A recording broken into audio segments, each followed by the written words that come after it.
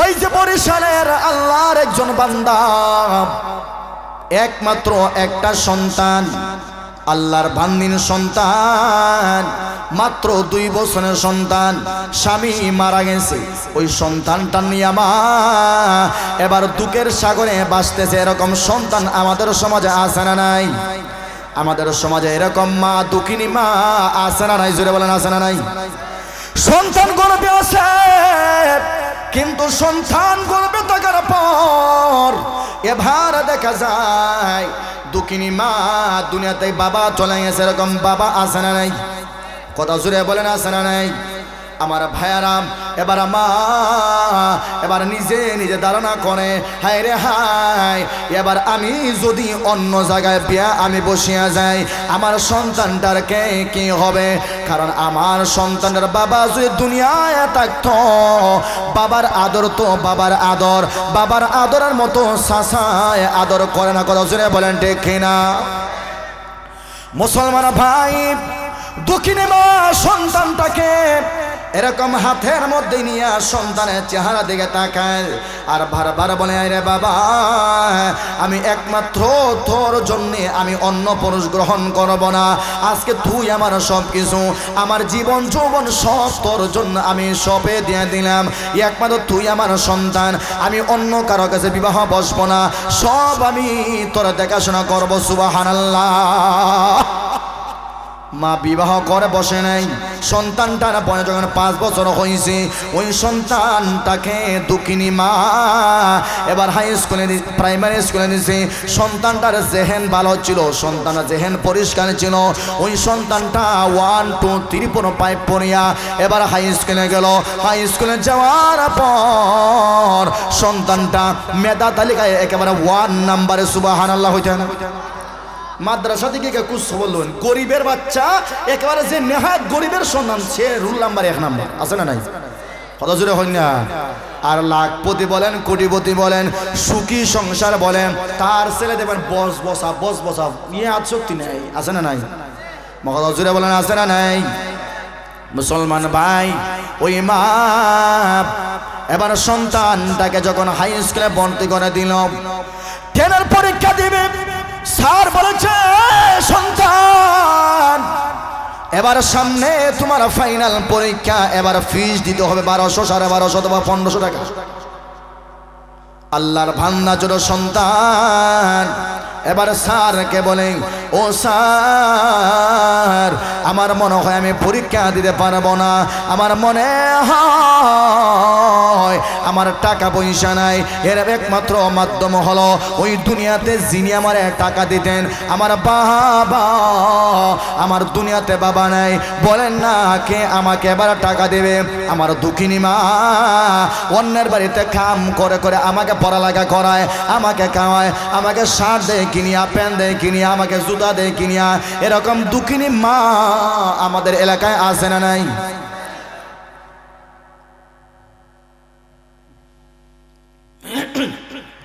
মা আছে না নাই?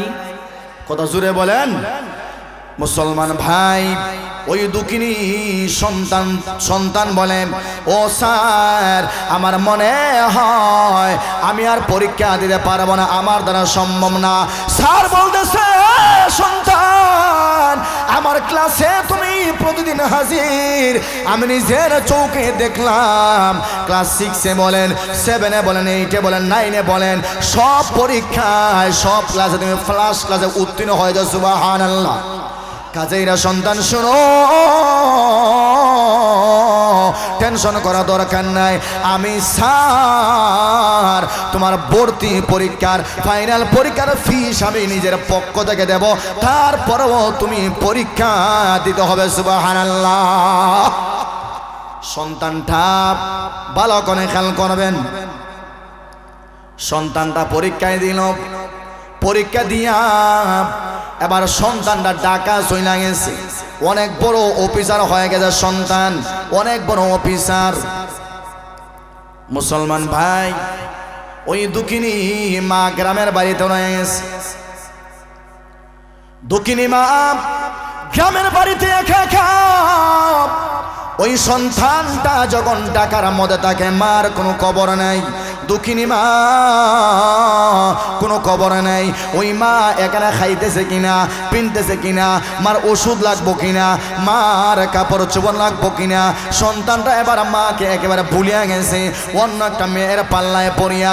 অনেক সন্তানগুলো আমাদের আছে সুন্দরী মেয়েদের পাল্লায় পড়িয়া মারকে বলিয়া যায়, বাবাকে বলিয়া যায়। মার সঙ্গে তার কোনো সম্পর্ক নাই, বাবার সঙ্গে তেমন কোনো সম্পর্ক নেই। এরকম সন্তান আছে না নাই?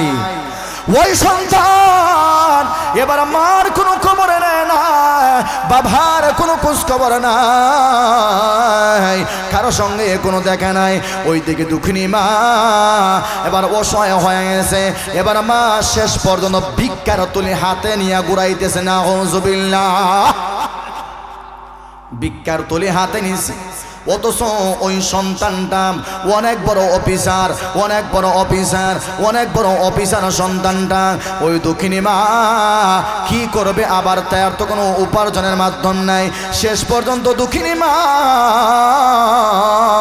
চোখ অন্ধ হয়ে গেল, কাঁদতে কাঁদতে চোখ অন্ধ হয়ে গেছে। কি করবে, সন্তানের তো আর কোনো দেখাশোনা হয় না। শেষ পর্যন্ত দুঃখিনী মা নিজের পেট বাঁচাইতে গিয়া নিজে নিজে বৃদ্ধাশ্রমে আশ্রয় নিছে। নাউজুবিল্লাহ, নিজে নিজে বৃদ্ধাশ্রমে গেছে। সাংবাদিক যখন তাকে প্রশ্ন করলো, ওরে আল্লাহর বান্দি বলো এখানে কেমনে তুমি আসলা, কি কারণে আসলা? এবার সন্তান এবং মা বলে, ওরে আল্লাহর বান্দা শোনো, আমি বেশি কিছু বলতে চাই না, বেশি কিছু বলতে আমার ভালো লাগে না। এটা হলো আমার কপাল, এটা হলো আমার তাকদীর, এটা হলো আমার রিজিক। রাসূল বলেন ঠিক কিনা?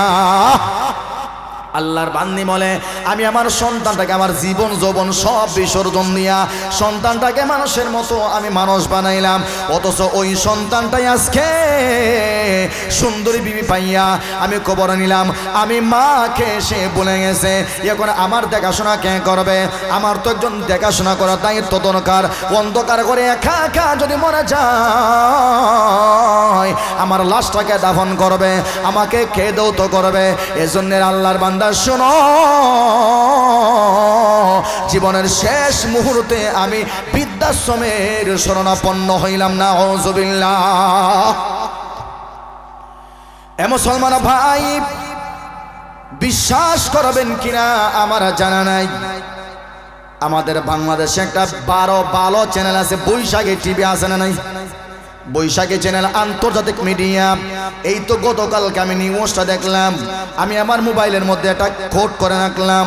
আল্লাহর একজন বান্দা এবং একজন বান্দি, তাদের স্বামী এবং স্ত্রী রাস্তায় দাঁড়াইয়া দাঁড়াইয়া মানুষের কাছে এরকম ভিক্ষা মাগতেছে। নাউজুবিল্লাহ, জোরে বলেন নাউজুবিল্লাহ। এ মুসলমান যুবক, ভালো করে শোনো, আমি নিজে দেখলাম আল্লাহর বান্দা চকি দিয়ে হাতটা এরকম আল্লাহর বান্দা শক্ত করিয়া ধরছে, বিবির হাতটা ধরিয়া মানুষের কাছে এরকম হাত পাতে, আমাকে 10টা টাকা দিয়ে যাও, 5টা টাকা দিয়ে যাও। ওরে মুসলমান শোনো, বাবার মতো পৃথিবীতে আপন কেউ হয় না, মার মতো পৃথিবীতে আপন কেউ হয় না। আজকে অন্ধকার কবরে মা, ওই অন্ধকার কবরে তোমার বাবা, বাবা দুনিয়া থাকতে অন্য কারো কাছে তোমাকে হাত পাততে দেয় নাই, মা দুনিয়া থাকতে অন্য কারো কাছে তোমাকে দুঃখিনী মা হাত পাততে দেয় নাই। কথা সুরে বলতে হবে ঠিক কিনা? অথচ আজকে নিজের চোখে দেখলাম আমার বাবা, জানি না উনি কার বাবা, কাকে উনি জন্ম দিলেন, কোন সন্তানকে ওই দুঃখিনী মা পেটের ভেতর ধারণ করলেন। আমি লক্ষ্য করলাম ওই মা কোন সম্ভ্রান্ত ফ্যামিলির মা। আমি দেখতেছি ওনার স্বামী যখন হাতটা এরকম শক্ত করে ধরে, এখনো ভিডিও আপনারা দেখতে পারেন বৈশাখী টিভি শর্ট ভিডিওর মধ্যে, আল্লাহর বান্দা নিজের স্ত্রীর হাতটা এরকম শক্ত করে ধরে মানুষের সামনে যখন হাতটা পাঠায়, ওই মহিলা শরমে লজ্জায় নিচের দিকে মাথা দিয়ে দেয়। আমি আন্দাজ করলাম রে মুসলমান, একেবারে তাদের দুনিয়া আখিরাত মনে হয় শেষ হয়ে গেছে, তাদের যাওয়ার জায়গা কোনো জায়গায় নাই, একেবারে মনে হয় নিঃস্ব হইয়া তারা রাস্তায় নামিয়া গেছে। কথা জোরে বলেন ঠিক কিনা? আমি নিজে চোখের পানি আটকাতে পারলাম না। দুঃখিনী মা বারবার চোখের মধ্যে চোখ এরকম মুখের সামনে হাত দেয়। বাবা তো কি করবে, বাবা আবার কি করবে, এরকম বাবা যাদের আছে, মা যাদের আছে, সন্তান ভালো করে শুনবা। সর্বশেষ ওসিয়ত করে যায়, সর্বশেষ করে বলে যায়, সাবধান করে বলে, মার দিনে কোনোদিন কষ্ট দিবে না, বাবার দিনে কষ্ট দিবে না। নিজে যদি খাইতে না পারো, নিজে মাকে দিতে না পারলা, মাকে পড়াইতে না পারলা, কোনো সমস্যা না, তারপরও দুঃখিনী মার কোনে যায় আঘাত দিবে না, ঠিক কিনা? এরকম মা আছে না নাই? কথা শুনে বলেন, মা আছে না নাই?